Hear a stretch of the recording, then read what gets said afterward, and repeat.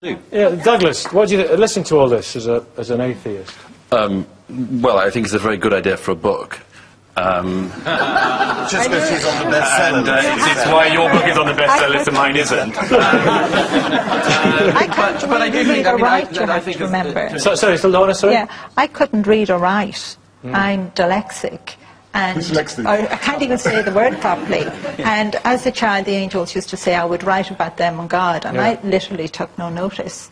And it was when the angel Michael, when I was married, wheeling one of my children home, said it was getting near the time to write.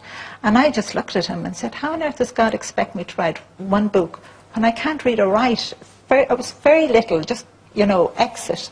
But you dictated it, didn't you? You dictated it. Yeah. And he just said help would be sent, and someone did come along and buy me a speakeasy. You speak into... A dictaphone. Okay, well, sorry, Douglas, what were you saying? You were saying... No, but I mean, it just seems to me that, to an extent, whether you believe this is the case or not, it's dangerous to an extent if you take advantage of the credulous and people's fears and real fears, and people have a real fear of death. What did Steve see in that? People have a real fear of death, and they always have done, they always will do.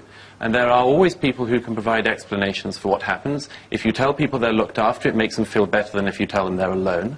So people who believe in reason on these things are always at a disadvantage, because we don't have soft fairy tales, and we can't take advantage of the credulous, and we can't claim that angels say rather banal things in our spare time. Not only that. Reverend Canon Sam. Yeah, I mean, Steve's story gives a lot of comfort to some people, but I always think about those who don't have those experiences. I mean, I believe in angels, but I mean...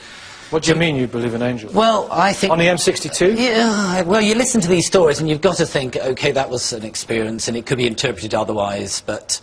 I mean, I worry about those who don't have that sort of... If in his car, if he had have died then, he would not be saying anything about the angel. Lots of people just die on motorway crashes. And that's the point. And they don't go, you see, the guardian angel let him down. Yeah, that's the point.